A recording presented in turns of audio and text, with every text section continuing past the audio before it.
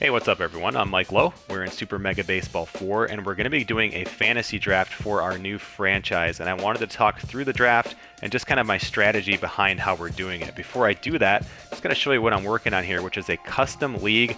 But really, it's based like 99% around the existing standard league. The difference is I have DH turned on both leagues, and we've added a 21st team, I guess, like almost like as an expansion team, the Rooms. And you could do this. If you do this, it'll generate a roster, and there you go. They're an expansion team that'll probably be a lot better than a typical expansion team. But we are going to be doing a fantasy draft.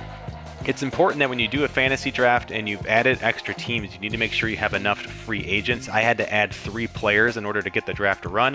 This is really easy. You go into this free agent pool menu inside of your custom league, and you just hit square to add players. And that's it. I added 3, and we're set to go and jump into the draft. And so what we do here then is we go up to franchise. We're going to start a new franchise using our custom league. And then from there, you can just kind of set however you want. I'm going to be starting from kind of the standard. The difference is I'm going to change the playoff games series down to 1, and that's going to kind of, I guess, set us up with like an NFL sort of schedule, which I think could be really, really fun. It'll get us into some, I guess, off seasons a little bit quicker. You'll also want to make sure you select the team you want to use. We are going to use the Rooms. And the reason I added a 21st team is I have 21 stadiums. I don't think I have every single stadium unlocked. I don't think I have that package, but there's 21 stadiums in the game. One of them wasn't being used. So voila, there we go. Really important note there, you can see on the bottom left, it says all teams have the same budget, but different payrolls depending on their roster salaries. After payroll, the surplus can be used to fund player development opportunities. This doesn't matter right now on an expansion team because you can see we've turned this off, but if you had it on, or I should say off, I guess, you would then see the actual surplus. That's not going to matter, but it still will after the draft. And it's important that you don't spend too much on players because you'll have nothing left for player development. So let's jump into the draft. Let's talk strategy. At pick 1, you're going to get some pretty solid options to choose from. We actually had a superstar player, which is that S rating, pop up here, which doesn't always happen, and it's going to be really hard to pass on Ash Porkman. But let's take a look around and see. We have a really nice relief pitcher, but generally I'm not picking relief pitcher this early in the draft. I certainly want to have good relief pitchers, especially if you're playing on a more difficult ego, but yeah, it's not going to happen here. This is a nice pitcher as well. Four pitch arsenal. I'd like to see 5 maybe with my first overall pick, so not really taking him too serious, especially because Porkman is still a year younger. Now we start looking at some of these 30-year-old players. I mean, some of these players aren't going to have a shot here to really pass up our superstar pick. I like Lad Bradwick's a decent player again, but really nice power hitting first baseman. But at 38, this is someone I'd rather get later on, or a player like that. And again, relief pitchers, we're just not going to be doing this. So this is a pretty easy pick this time around. Ash Porkman is a really good defender. I wish he had a better arm. And truthfully, I wish he was even a better fielder. But he's still going to progress. He's still just 24 years old, and he's a hell of a hitter already. So I think his chemistry and kind of his traits are going to work out really, really well as a left-handed hitter. So he's definitely a player that we can build around, not just defensively, but really in the center of our lineup. So our first pick, Ash Porkman, welcome to the Rooms. Pick number 2 has thrown us a bit of a curveball, I guess a little pun intended there, but let's talk about the players we can eliminate right away. We're going to be eliminating some players just because it's so early in the draft who have negative traits. So to me, I mean, I wouldn't say always that's the case, but like I'm kind of a person in life where like if I hit 2 strikes on something, I'm kind of out. So this person, Wanda Dregler, she's 32, so a little old. She's got a negative trait. I'm out. Hercules Bentley, first baseman, 31. I like this player. I think I can find him later. Middle infielder who can't field. I'm sorry, this is a right fielder who has a negative trait, which is going to really impact one of his strong suits as being a really, really strong-armed right fielder. I'm going to pass on this. This is the second baseman I was talking about who can't field. I'm going to pass. Slapper Glute, again, nice player, but 31, not something I'm looking to maybe pick here in the second round. Can play a little catcher, but I'm worried about that fielding rating at 41. It kind of makes him obsolete as a catcher, in my opinion. I do like Hito Munchada. He's a really, really good player, but I want to talk about chemistry. And the reason I'm talking about chemistry is, of course, we saw a little bit ago that you have traits on every single player. And if you look on the screen, there's a lot to look at, first of all. And so if you look in the middle, it's saying number of traits across the team. And right now, we just have one player on the team, of course, and that's Ash Porkman. And he has, on the bottom left, you can see he has 2 traits that are both kind of in this little yellow bin, this yellow chemistry beaker. And so, okay, and how that works is, as you look on the right, it says number of traits across the team, of course, just the two, but those will start to fill up the important part, which is below this, which is the number of players per chemistry. And so right now, we have a player who has a, I guess, yellow chemistry here, which I think is, yeah, spirited, as it's called. And so we have a player there on the roster already with this. And so the more players we get that are spirited, which is kind of like, it looks like a wagon wheel there in yellow on the right, as we start to get more of those players, you will start to see that spirited row start to fill up. As you start crossing those thresholds that are indicated between like that vertical dotted line, you start to see the bigger impact. So there's like a level 1, a level 2, and then if you can reach it, a level 3. The only way you're going to reach those is by drafting more players who have that same chemistry. So of course there's a trade-off to this, and that's, you know, if you're going to be maybe spread out a little bit too much, you might not get a ton of benefits.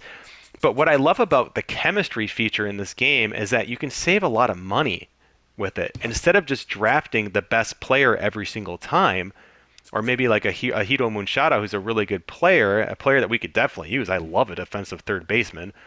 But the chemistry match, I don't know. We're still really early. I could still make it a really, really strong chemistry match for a crafty team with that chemistry archetype. But to me, let's continue here. There's still two players who I really, really like. I love Ace Von Asen. He was my player with the Platypi. He's super good. But I'm almost kind of leaning towards something that we've seen in a more recent patch with this game, which is kind of the two-way player, which is what we're seeing here. Norm Fenomeno is a 23-year-old pitcher who can not only pitch, he can come out of the bullpen, but he can also field. And so now with this more recent patch, you're able to actually play pitchers in the field. The only thing here I don't like is I don't know what kind of arm he has. So worst case scenario, he can be a second baseman. This is kind of why I'm picking him. I'm picking him to be a second baseman, probably, maybe a shortstop. We'll see how that arm looks. And then this is a guy that could either start for us if we need him, or he could come out of the bullpen, or maybe we could like move him from the if he's pitching and then we have a lefty come up, we could put him at second base for a batter and bring in a pitcher and sub out our second baseman. So there's a lot of like flexibility we can do with this. As much as I like Ace Von Asen, we are going to pick Norm Fenomeno here as our second overall pick, and then we're going to hopefully be able to see his arm, and because it's so early in the draft, we can start to kind of plan accordingly. But not only that, you can see on the bottom now, you can see how that chemistry would be impacted with this pick. We will now have 3 of those yellow beakers, which is already going to put us up to that number of players per chemistry on the right there, kind of right middle. It's already going to put us right at the threshold of crossing into that third. Now we're not into, into that second tier.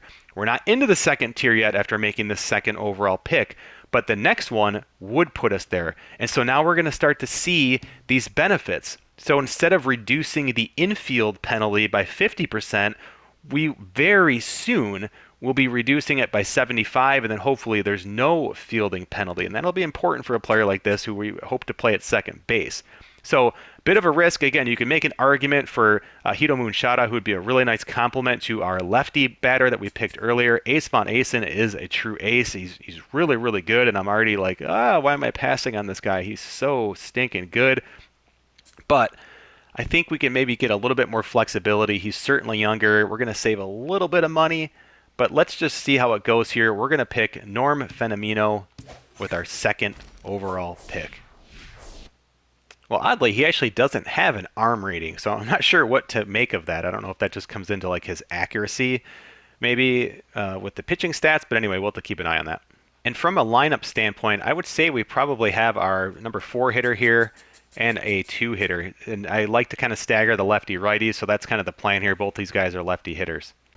Pick number 3 is here, and I find myself still heavily avoiding these negative traits. Even for a guy with an amazing name like Ply Fry, who is a 22-year-old player who can really develop into something nice. I think even as a right fielder, he could at the very least be a pretty good left fielder there. But the RBI 0 trait is a little bit worrisome. Now, to be fair, players can train or develop their way out of those bad traits, you'll have opportunities to kind of remove those with your budget that we talked about earlier. Any of that surplus you have, sometimes you'll get an option to remove some of those. But still, it's a little bit early. I don't know. He's a player I'm considering. There's some players we can just immediately get rid of. A catcher with noodle arm. Now, noodle arm you can avoid, but you have to I think it is you have to max out the throw every single time. And if you don't hit it perfectly, you run the risk of errors. So this to me is just a really bad combo. I could live with it if it was an outfielder, but this to me is just gonna be a catcher either never throwing anybody out or throwing the ball into the outfield. It's gonna be a disaster. Oakley Stiffs, 37-year-old, nice player. I don't know. Keg Gutterson, 31-year-old third baseman. And we get some relief pitchers again, pretty old. Starting pitchers, 31, not bad. And again, we have to be looking at the salaries of all these players. Again, another 31-year-old. So this isn't really a ton of options. Joseph Trunk, a first baseman, nice player. I think could develop nice, but I really kind of worry about that choker chemistry. And so we're looking at 10 million or 8 million for a young player who needs work. I don't know. That's a little bit risky. I'm actually going to go with Keg Gutterson, and the reason is what we talked about earlier. We're looking at these traits. We're looking at his match of being a spirited chemistry player, and it's our third player now, and you can see in kind of the middle right area, he would now bump us into that second area. I'm not necessarily going to make every single player be a spirited player, but it's kind of a nice tiebreaker that I look at. Now, I want a better third baseman defensively. Keg Gutterson right now, to me, is going to be a DH. Maybe if we're lucky, he ends up being like a pinch hitter, but he's pretty good player still. 90 power, 70 power, 97 contact, and an RBI hero that is going to be impacted by this chemistry. So guys, if we get this to level 3, he's got 30 plus power, 20 plus contact. So I mean, contact's going to be through the roof, and he'd be at 100 power. This guy could be devastating. And by the way, he's a righty bat. So he will go into the number 3 hole on this team and could be right away. We have a 2, 3, 4 spot in this lineup that is going to be just killer. So Keg Gutterson is our pick here. Our lineup's looking really good, but we're going to need some more pitching. We're able to eliminate some players pretty quickly here with pick number 4. Razzie Dazzler, a nice player, but we already have a center fielder. I don't really like to play players out of position, even secondary positions. You get penalized probably a little bit too much in this game. It's just not really worth it. We can look at a player like Elroy Action, and again, a middle infielder who can't play defense. No thank you. Kyle Drumpf, not a bad player, but again, just not really a great chemistry fit when we're looking at some of maybe the other pitchers that could be available. Kimmy Smoke, decent player, but being a catcher, I want someone who's more defensive. First baseman, Kobe Kingman, maybe he's 31, not really a chemistry fit. I think we can find someone later on.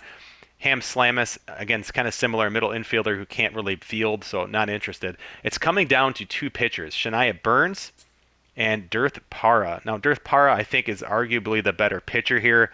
B+, 28 years old. Velocity 64, accuracy 85, and these are better ratings across the board, maybe a little bit better junk here with Shania Burns. And they're both going to be chemistry fits, so this is really nice. Shania Burns is $2 million cheaper. She doesn't actually have any of these actual traits. Dirth Para has 2, but they're not really traits that I'm super... I don't really think they move the needle a whole lot.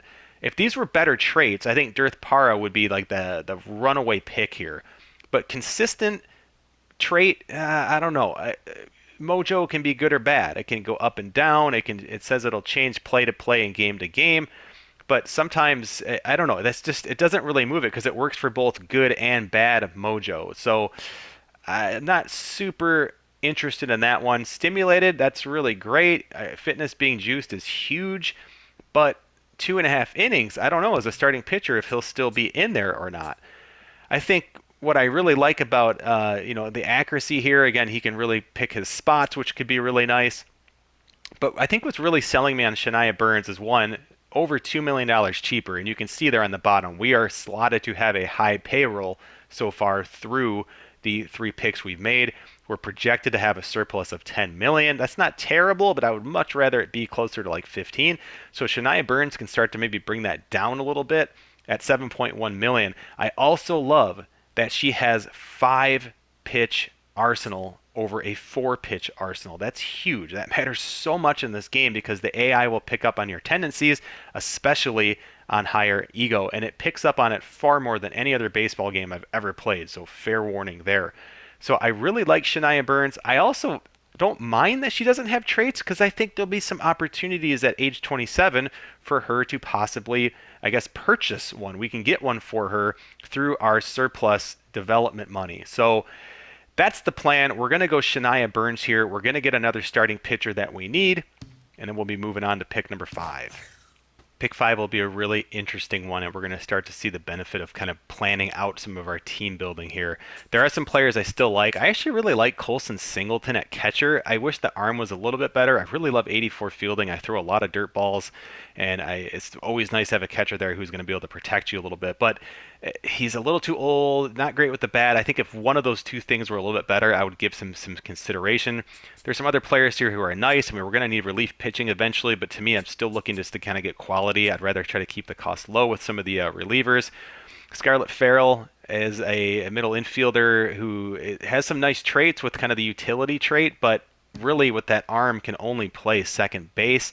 Not a bad player at 27 years old. But we're going to go with lefty Southpaw, and the reason is I feel like we're going to be getting a A-level player for the price of a B-plus player because he's got 80 junk, which is already pretty good, accuracy 60, pretty solid. He's 38 years old, 4-pitch repertoire, but he's probably only going to be here for a year, but I think this guy could really dominate for us. Pick officer is one thing. When pitching, opposing batters will suffer decreased running speed. Okay, that's nice. The AI is very smart. They're very good at base running and stealing bases on you. So that'll help.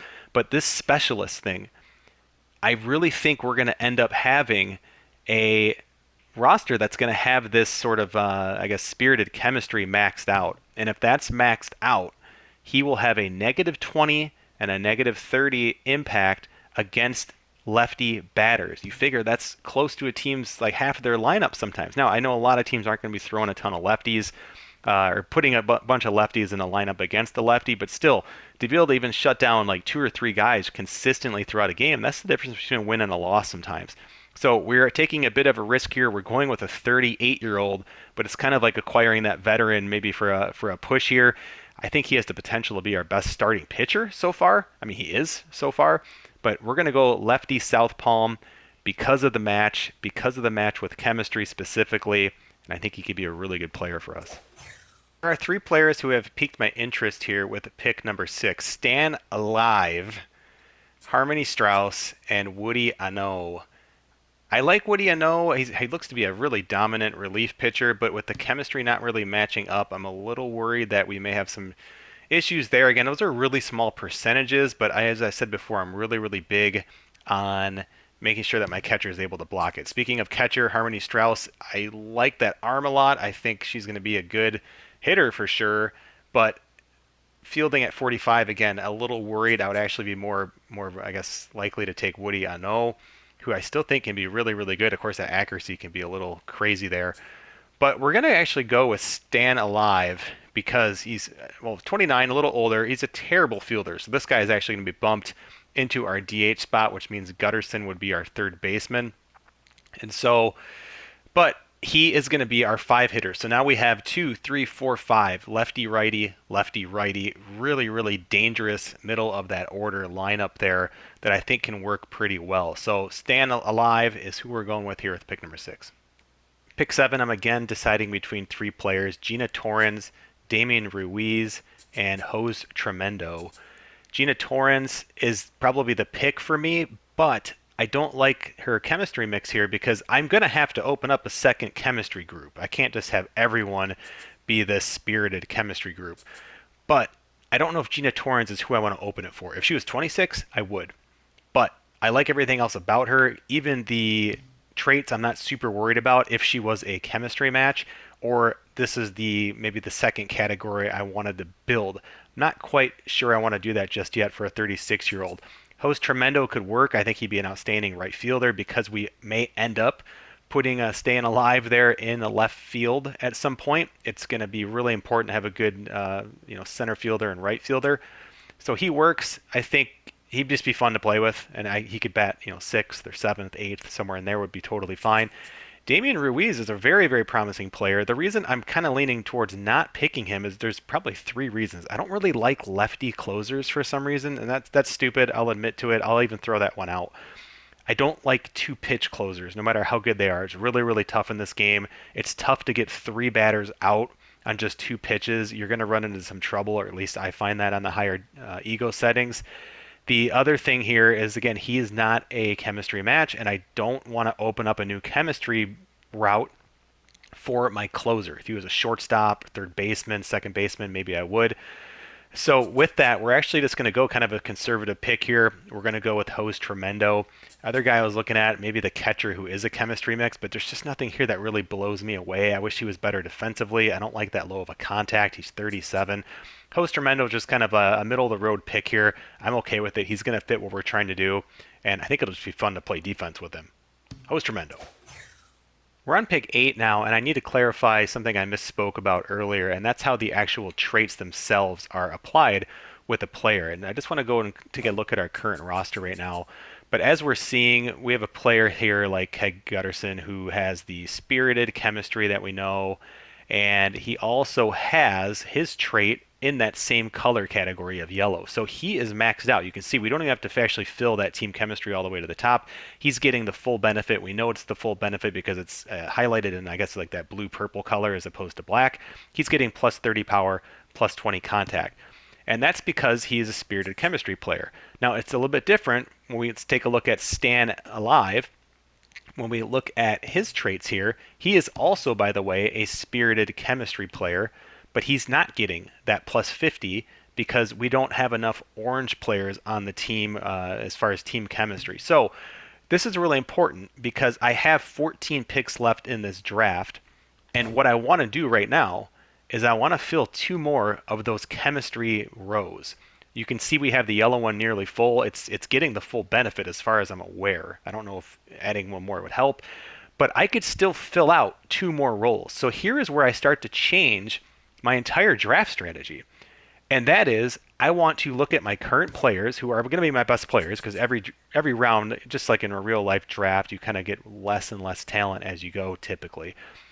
Now, I am not worried about Keg Gutterson. I do want to max out this tough out trait. And so we need to get some orange chemistry players. And then the other one I want to really focus on is who I talked about earlier, lefty South Palm. I want to make sure that we also max out green. So the next 14 picks, I need to make sure that 12 of those 14 picks either have this orange chemistry, this competitive chemistry, or the green, which is crafty. So that's what we're looking at. Luckily, the two players I'm looking at are actually both orange here. Milo Stewart, 29-year-old shortstop, defensive stud. This is what I'm looking for. Just so happens that they can hit a little bit, they can run. This is great. So I think Milo is going to be a really strong pick here. The other one, 21-year-old pitcher, could be a really, really nice player in the future. Fits all that stuff there. 7.9 million for a starting pitcher. It's hard to argue what's more important, kind of a second, maybe third starting pitcher, or your starting shortstop who's an absolute defensive stud. Because I have not seen many shortstops coming around, I'm actually going to go ahead and pick Milo Stewart. Also, he has a trait that will get maxed out with this pick, so he will have 50 contact when trailing and batting with the bases empty. That's huge. So this could be, again, kind of getting that value. He's $500,000 cheaper. Milo Stewart is who we're going to go with here, but we got to be really careful to make sure now we're picking orange or green chemistry players moving forward, except for I'll get kind of two more, I guess, wild card players that can fill out our 22-man roster. Pick number 9 is a little bit tricky. Looking at a few players here, Pex Flexed is a catcher who would be a really good fit for us for the most part. 29, it just kind of be your run-of-the-mill, gets us a solid catcher. But he's not going to be one of those chemistry fits I'm looking for. So he would be one of those two wild card players that I have left. It's a little early to use that. I don't want to pigeonhole myself, so I'm kind of leaning against going with him. It's kind of coming down to two relief pitchers here. By the way, our cap is actually in pretty good shape. I think we're, if I go in and look at my roster here, you can see the current payroll 81.6, projected surplus 16.4. I would love to be above 15. Right now we're doing okay on that, so I don't need to go, spend crazy, but I feel like we're in a good spot. The two relief pitchers are quite different. One is 33 and a lefty. The other is 23 and a righty. And obviously you're thinking like, well, geez, go get the righty. That makes perfect sense. I'm a little worried about the surrounded trait. It's one that can be really, really rough, especially when this guy would be my top reliever. He's going to come in pitching in jams. This is not a good match. Now, he's going to have the -5 when we pick him because he has the kind of that yellow, that surrounded chemistry there would be maxed out to the benefit this time, lowering that score. So it's not as bad. And I would think even -5, he's young enough, he's going to develop and probably get better. He's obviously a little bit cheaper than the 33-year-old lefty. But I think we're going to go with the 23-year-old. When I'm looking at team age, we're not old, but we're not young either. We only have one player who's even under, or I guess two players who are under 29 years old right now. And so, of course, players do age in this game. They will get worse as they get older, and it's just something I want to keep an eye on. So we're going to go with Finnegan Wolf. He's not my favorite, and truthfully, I'd rather bring him in situations where there's maybe no runners on base. And so he, even though it might be my top-rated relief pitcher now, he's probably not going to be the top guy I go to out of the bullpen. A couple players I like here at pick 10, and it's coming down to Tough Lift, who would be a really nice defensive catcher, or Finley Longstroke. And again, kind of similar to the previous pick, we have a 31-year-old catcher, really, really nice defensive catcher there. He's going to fit with chemistry. So would Finley Longstroke, 25-year-old starting pitcher. He's got some really nice traits, though, because I could really make this guy clutch getting out of tough spots and things like that. And of course, can develop. He's a little bit cheaper, certainly younger. So I think we're going to go with Finley Longstroke because, again, now we have two starters in Southpaw and Longstroke who can really benefit from these chemistry mixes so long as we keep building up, especially with the green here, which we're going to need to do to help out Southpaw. So building out that rotation, I still want to get a good defensive catcher. Tough Lift's really, really impressive, but 31 years old versus 25, I think we're going to go with Finley Longstroke. Finally, at pick 11, we get an easier pick. We're going to go with catcher Evan Chukoff. And I was looking at a couple of these second base options. You got to keep in mind that we still have Fenomeno as our second baseman, even though he's a pitcher. He'll be kind of a two-way player. But we're going to need a second baseman still when he does pitch. And both these players were pretty good. I think I'd be really interested in Chip Duffers if he wasn't 37, maybe like 27. But when I see a 20-year-old catcher who is already just a defensive stud, also first pitch Slayer, that's probably going to be maxed out. He could be really, really dangerous if he gets anything to hit there over the plate. So yeah, at the very least, really nice defensive catcher here with pick 11. At pick 12, we're actually going to be going with our first bench player. It's going to be Norton Pickle, and the reason is he can only play shortstop, but he can play it pretty well. He's got a good bat, so he can definitely come in and actually play, dare I say, in a pickle. But I think what's going to really help him make this team is that when Milo Stewart is tired, we don't have anyone else who can really come in that I would trust to play shortstop. And so that's going to happen. And then also, when our second baseman's tired or pitching, right, we are going to need someone else to come in and play second base, and that's going to be Milo Stewart. So he'll shift over. So although he's a bench player, he's going to get more action than I think we're probably initially thinking here. What I also really like is that he's going to have, hopefully, a maxed out -40 accuracy. So he will be a really nice pinch runner to use. 69 speed is not bad. And we can put him on base, say when we're down in the ninth inning, we get a runner on, and there's a base open, we can put him at first base, and that's going to really make the CPU pitching hard. So Norton Pickle's our pick here with pick number 12. I was looking at Bradley Bauer, but I just kind of feel like the fit here is a little bit better, even though he's a couple years older. I am okay if we don't get another starting pitcher kind of in the mix just right now. So Norton Pickle is our guy. Pick 13, I'm really starting to feel the quality of the draft going down. I mean, there are just holes in all of these players. I like the speed of Damian Rush, but he's not really what I'm looking for exactly in a pinch runner. Kobe Kingman, just a power hitting, switch hitting at first baseman, but not a lot of contact. Clubber Buff, backup catcher who isn't really a very good defender. And then we get a kind of a handful of relief pitchers here. They're all kind of the same. They're all right-handed pitchers. I'm not really crazy about any of them. 26-year-old, 22-year-old, 27-year-old. We can't do Harry Hurst. I don't want to waste one of the wild card players I have left on him. I'm kind of thinking Benson Rushmore. I think with 4 pitches, I could make do with him. We're doing really well here with our budget. We have a projected surplus of 22.7. I don't have any lefties in the pen, and I love this closer here, 25-year-old Julio Hooper. He has a 4 pitch arsenal. I don't even remember seeing that in a closer. Then again, I don't spend a ton of money on them. So 6.6 seems like a really good deal. The other player I'm looking at is Ella Roids, which I guess in Spanish would be like she roids. And she's a pretty good player. She would actually complement Hose Tremendo tremendously. Another pun there. But I just don't see it being like a massive upgrade just to kind of have like, oh, nice, we have a righty lefty split there in right field. I think Ella could provide a lot as far as like coming in late in the game or vice versa. Host Tremendo comes in and we could maybe spell staying alive there in left field for defense. But none of that trumps having a really strong closer, which by the way, he will have the maxed out, hopefully green there, -20 power, -30 contact when pitching against lefties. So he'll be a really nice specialist to have. He's just a more valuable piece. I do try to honor using my closers as closers. I don't think this game is quite as crafty as maybe like bringing them out early. I could be wrong. Please let me know if I am. But still, I think Julio Hooper is just too good to pass up. But I really did like Ella Roids here. But Julio Hooper is our pick in the 14th round. Sloop Whoopity is going to be our pick at 15. Kind of a fun player here.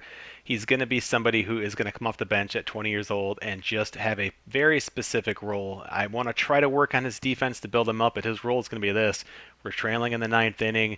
He's going to have plus 50 contact if we're trailing leading off that inning, and he is going to come in and he would be at a well over 100 contact. I know Sky Rodriguez is a super popular player. I read about a lot on Reddit. I had her on my Platypi teams for many years, but I already have a right-handed third baseman. I thought about getting her as a pinch hitter, but this is an even better pinch hitter. So Sloop Whoopity is the pick. 16, I really like Zoom de la Cruz, but we already have someone who kind of plays this second base or maybe backup second base pinch runner role. Even though admittedly she is a better fielder, she's much faster than what we currently have here in Norton Pickle, who's kind of playing that role. But they're just too similar of players for me. One being 38 or 31, one being 28. They're both right-handed.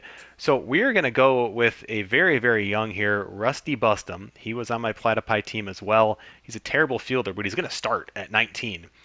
Since we don't really have anyone else at first base, and we can develop his defense, hopefully, certainly could provide a little bit with the bat here. And at 4.3 million, that's awesome. That's going to add to our huge surplus right now, because again, we could go out and maybe get a top flight relief pitcher or another starter or something like that with that extra money. So Rusty Bustum makes a lot of sense here. He's our pick at 16.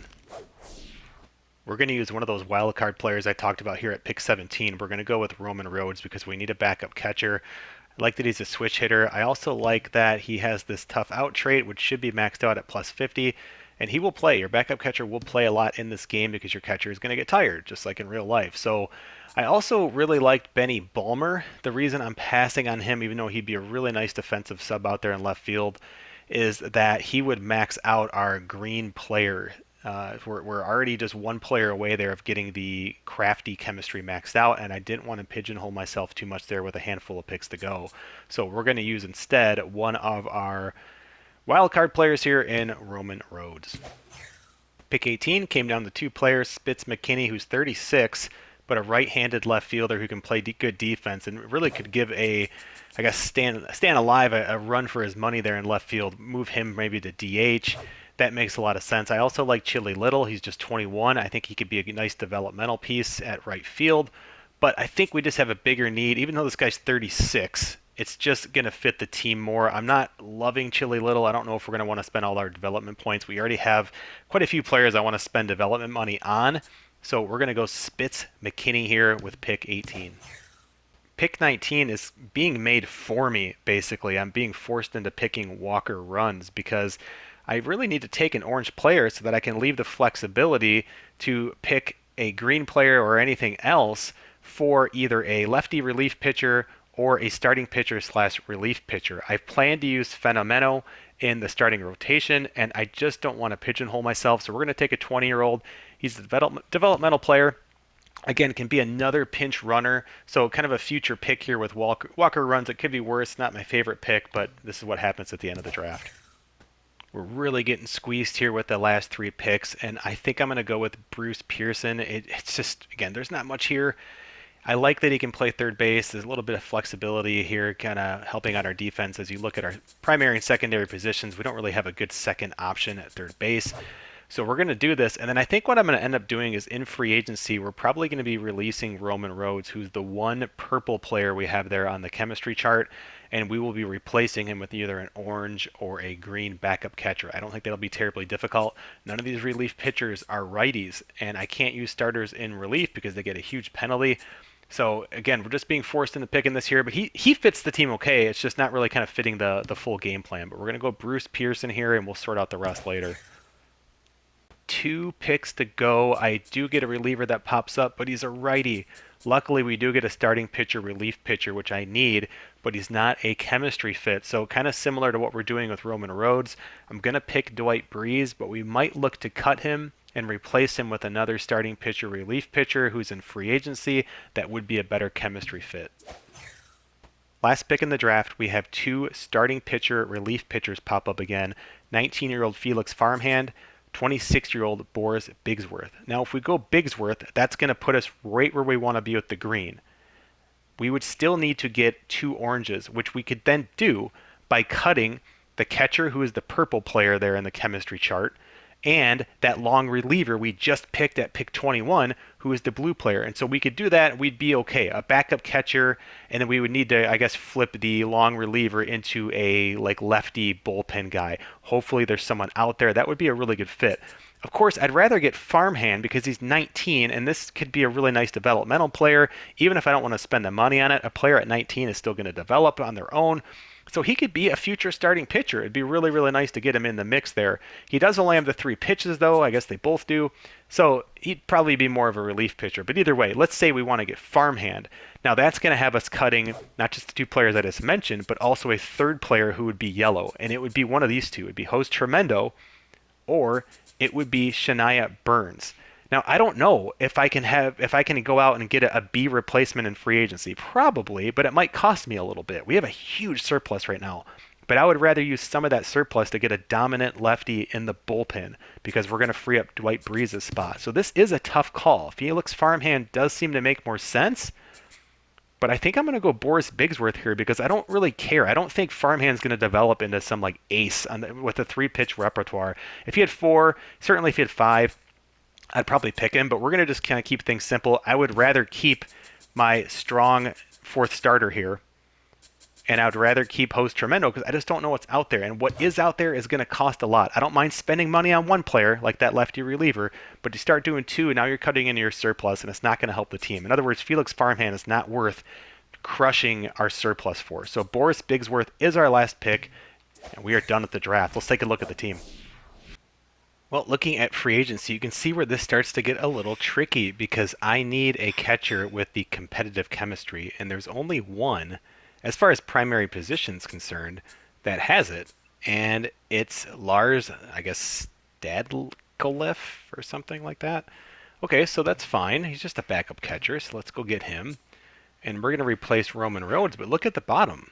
We're adding $5 million to our player salaries, and okay, it's still probably worth it, but we're going from a B minus to a D plus. I mean, this is a terrible move. We're getting older at the position, but it does allow us to get to this extra orange player, and so it's probably still worth it here. It just feels like a little bit dirty, but again, if we do this move here, it's going to put us a little bit closer. And oh, we got a little lucky, or I guess you could say unlucky. There's only one lefty relief pitcher that has the competitive chemistry, and it's my old guy, Chance Lauterberry. I've had this guy on my team so many times. He is super expensive here at 6.1. I've gotten this guy for like under $1 million before in free agency. I actually like having him on the team because he does have this reverse split stat, which is kind of fun. Or the trade, I should say, and he's interesting to work with. So, but we're downgrading the team in a sense, but again, it's going to allow us, I don't mind it so much with this move. Like Dwight Breeze isn't like a huge loss, but we're downgrading the team in ways to upgrade it in others. And I guess, again, we're spending a lot of money here, but I don't know. I still think it's worth it to kind of get our primary players looking the best they can. Finally, here's how the team looks. This is what the lineup's going to generally look like here. Really good righty-lefty split pretty much all the way down the lineup, which is something I was looking to do. Really like some speed. I would actually like a little more speed in the 6th spot, which to me is where you put your best base stealer. At least that's what kind of some of the advanced metrics, as they say, tend to lead us to believe, even more so than lead off. Really just want to get this guy on base. It's kind of the general thought there. Really, our 2 best hitters, 2 and 4, just like we like, with a righty in between, righty after them. Then again, just kind of go in order. After that, try to drive in maybe the guy stealing some bases, drive him in with some singles. But I like this lineup. I like our bench too. Of course, we will see Fenomeno in the starting rotation too. So you can look at it. We have an A starting pitcher, followed by a, I believe it is a B+ starting pitcher, and then 2 Bs. I don't really like having these 2 long relievers, but really Lowe is kind of like our secondary lefty. I looked in free agency, there was really no upgrade for either of these guys that would work with chemistry, and frankly, there was only one other lefty at all in free agency, and he was a closer with only 2 pitches, so I didn't really want to do that. So that's something I'll keep an eye out for. That's probably something I would like to get, even as well as, and really any dominant bullpen guy. I would love to get a guy just kind of like our get us out of a jam sort of relief pitcher, which I don't think we really have here. That's probably our one weakness, I feel like. But overall, I'm pretty happy with the team. I think it's a pretty decent team there. The Vrooms, of course, I just love the little kind of goofy things we get here with this game. It just kind of makes it a lot of fun. And again, give this game a shot if you haven't tried it. It's far more realistic than you're probably imagining. But guys, I'm Mike Lowe. I hope this was helpful. It was a ton of fun to go through. I love this game. I'm excited to get back into it here with baseball season starting soon. And yeah, maybe we'll jump in and do some franchise gameplay here as well. So let me know what you think. Like the video, leave a comment, and I will talk to you next time.